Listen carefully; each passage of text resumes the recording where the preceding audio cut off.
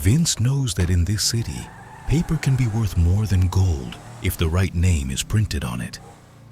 Today, his product is moving all across the state, turning somebody's lie into a brand new reality. Vince likes to say that paper can handle anything. Truth is, he just knows how to make both the paper and the buyer go along with it. Vince knows that over the skies of the Alamo Sea, extra eyes mean extra trouble. Those three planes are not sitting there for company. It is an old shell game with two empty birds left behind just to bait the radar. While he climbs into the air, the shadows on the shore stay behind, waiting for the ones too scared to leave the ground. The skies over the Alamo Sea do not forgive mistakes very often. Vince thought he was playing a shell game, but somebody decided to take all three pieces off the table. The Alamo Sea is not just a filthy salt pond. It is a mass grave for people who thought they were smarter than radar. Vince knows the taste of every drop of that sludge now. While the wreckage sinks into the Alamo Sea, he is not counting losses anymore. He is counting the people who knew about that flight. The VA hospital's sending me new meds this week. I hear that. Let me borrow a phone and quit staring at me like you just saw a ghost. I'm hungry. Let's get something. My plane just lost an argument with the sky. Give me a ride to Grapeseed.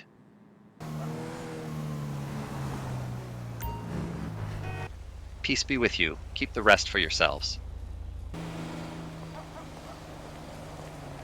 Loro, those papers. This is not just some high-end fake. It is an old Blaine County air transport setup. It hit me out there over the Alamo Sea, right while I was trying not to sink with the wreckage.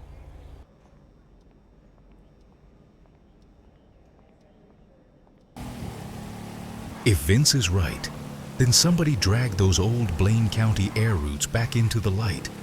And at Mackenzie, nobody should know that sky better than Daisy's sister. Dolly knows the air over Blaine County like the back of her hand, and I need Daisy to pull those roots out of her nice and careful.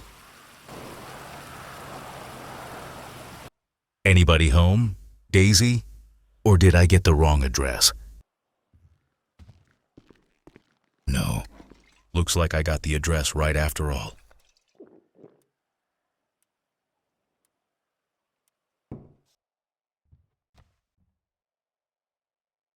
You would not happen to be Daisy's new boyfriend, would you? Because if you are, then she lowered her standards again. Then I came to the right place. I need the old Mackenzie air route maps. Somebody is stirring that network up again, and I want to know who is flying where. Only crows should have been circling by now. Maybe I do remember those routes, but my memory doesn't come cheap, and my curiosity costs even more. And do not think I am lifting a finger for free, even if you are sleeping with my sister. I have got a better offer. Lil Prince. I know you have wanted to see him in cuffs for a long time, so I will tell you where he is hiding, and you bring him to me in a cage. Lil Prince, then get the darkest cell in your bottom dollar ready for him. I will bring you that bastard if he has not already tried to crawl out of his own skin.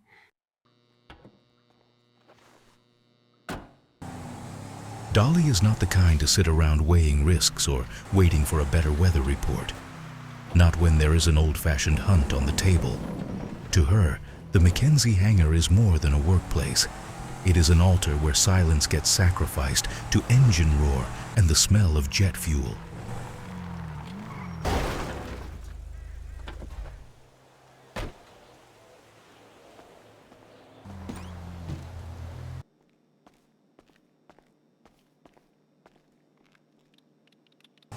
Dolly figured it out. The old routes I was looking for are already back in play. Now those lanes are working for somebody else, and that somebody is getting in the way of Daisy's family business. So Dolly decided to put on a little bombing run, just to remind the competition whose sky they are flying through over Grapeseed. Banham Canyon is not the kind of place people drive to for the scenery. Merryweather has a mogul parked there, and Dolly is exactly the kind of woman who knows how to turn somebody else's plane into a very personal conversation. If those old roots are alive again, she needs that aircraft to remind everyone who really owns the sky over Blaine County. Dolly Colt is not the kind to sneak around when she can just roll up and look the enemy in the face. If Merryweather still has not figured out that their mogul is not really theirs anymore, this is the perfect time to learn. Dolly does not see trained Merryweather mercs standing in her way. She just sees a key to the sky. Stealing a plane from Merryweather is only half the job. Using it to burn the competition and their bases to the ground, that is the real statement. Dolly is not just bombing Eberhard bases. She is drawing new borders in the sand. From now on, anybody who takes to the skies over Blaine County without her permission is doing it for the last time. She comes back to Mackenzie. She just turned her rival's ambitions into black smoke. Now the air at Mackenzie smells like hot metal and victory. To her, this is not just a successful job. It is one more reminder that in Blaine County, altitude is not something you buy. It is something you take. Dolly does not celebrate a win out loud. She just sits down, stares ahead, and lets the engine in her head wind down on its own.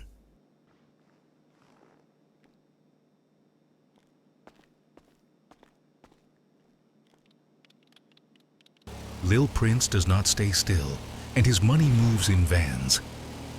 Dolly decided the best way to flush a rat out of its hole was to choke off the supply line. Every van she burns is not just a hit on the competition. It is one more step toward the man who thought he could hide behind hired guns. The first van is scrapped now, and somebody's hopes for easy money went down with it. Dolly is not the kind to drag things out once she's on the trail. Now Lil Prince is either going to run faster or finally make a mistake.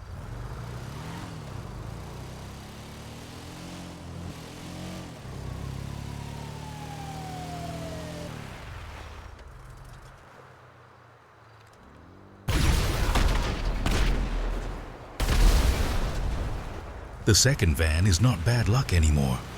It is the noose getting tighter. Lil Prince is starting to lose more than money now. He is losing control of his own people because they know Dolly Colt is not stopping until she sees fire.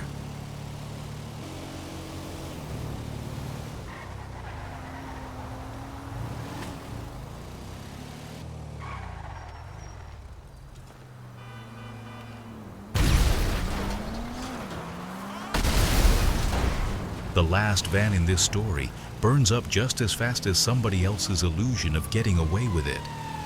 Dolly is leaving Lil Prince with no money and no road left to run. After this, there are only two options: run without looking back, or wait for Dolly's engine to drown out everything else. End of the line. Get comfortable. Do not look at me like that. You picked this flight path yourself. I just helped bring you down. Say hello to everybody who thought they could fly over Blaine County without my permission. You asked about the routes. They lead to Cayo Perico. And you know who's felt right at home there? Lil Prince. He was the go-between for the island crews and our local idiots, right up until he decided he was big enough to play his own game. And Daisy? Is she tied to that island somehow? Or am I right to think her hair did not turn pink by accident? Daisy used to live on Cayo Perico. There is a lake there, and the water is pink. Salt, minerals, does not matter. She got obsessed with it, so when she came back, she dyed her hair to remember it. Because to her, that lake is not just water. It is a symbol of the home she lost. So now Lil Prince is moving product out of that lake? Or did somebody else bring the old routes back to keep the Cayo Perico crew supplied? Exactly. The routes you were looking for are an air bridge between Blaine County and the island. Lil Prince was just the courier, but there are people behind him who still control that pink water. And if they are moving again, Daisy is going to want back more than just the sky. She's going to want that lake too. Then we do not just need Prince in a cage. We need somebody who knows that island from the inside. And it sounds like this just got a whole lot more personal for your sister. Daisy will not forgive me if I go digging through her memories without asking. So let us lean on the man sitting in that cage first. Lil Prince knows more than he is saying, and I do not see any reason he should sleep easy while we are in here talking about family secrets. The walls of Bottom Dollar know how to put pressure on a man, Lil Prince. But I can open that door if your mouth moves faster than your fear. Think of it as an investment in your own skin. Just give us what we want, and I will pretend that you were never here. I know how to be grateful when nobody gets in my way. One name, one route, and you are a player again instead of a slab of meat behind bars. Freedom smells a whole lot better than that cage, does it not? Think real carefully, Lil Prince. Either you sell out the bastards above you and maybe live to see tomorrow morning, or people remember you as the idiot who died from a big mouth and a small brain. After conversations like that, people usually go off to drink or to sit in silence. Dolly picked silence and drove to the one place where she thinks best, under the roof of Mackenzie. In her head, it is all roots, pink water, and a name she is going to have to say to Daisy soon. Dolly does not like playing diplomat, but today she learned something. Some secrets should never be brought back without the permission of the person whose past you just touched. I used to think Lora was just climbing out of the water. Now I see it differently. Every night, the pool turns into something else for just a second, like it remembers another place, another shore, another color. It was a sign I should have read back when Maurice first showed me that crystalline pigment, which means Cayo Perico was always closer than I thought. I was just looking the wrong way. From up here, Los Santos looks perfect. Thousands of lights hiding thousands of sins. But Lora is not looking for beauty. She is looking for cracks in the glow. She knows every city, just like every person, has an edge where the things nobody talks about begin. Lora rides off into the night, leaving behind nothing but the glow of pink water in the pool. And the deeper I get into this story, the less I believe she is just driving at random. It feels like the same memory is leading her somewhere every single time. Every night, Lora comes back to places where somebody is cooking, hiding, bagging, or dividing something dirty. Like she is checking whether the same filth is still running through the same pipes. Every time, it feels like she is looking for the same thing, just buried under a different lie. And the closer I get to Cayo Perico, the more I am afraid of finding out what she has really been trying to show me.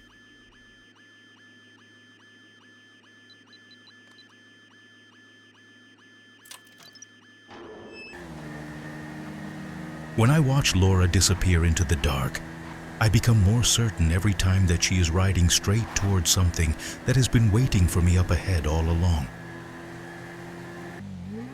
The airfield in Gran Senora Desert, a place where the sand buries more secrets than any ocean ever could. Lora did not come here by accident. Looking at those runways, I'm starting to realize the road to Cayo Perico might be a whole lot shorter than it looks on a map. I have seen her take a fighter jet before, but this feels different. Not like an impulse, not like a getaway, like a route she already knew by heart. And if Lora is taking to the sky again, then this time she is flying somewhere. Answers cannot stay buried underwater, sand, or somebody else's name.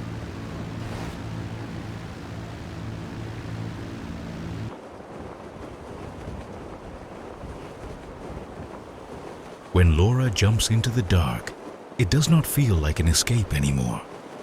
She is not just falling, she is returning, back to the place where all of this once began, and where it now has to end. Lora moves through the depths like she belongs to this place. To her, those weeds are not an obstacle. They are a curtain separating the world of the living from the world of those who know too much. This is not Cayo Perico. Too quiet, too close, and way too small for secrets like that. But maybe Lora does not need the island itself. Maybe she just needs a place that is looking in the same direction.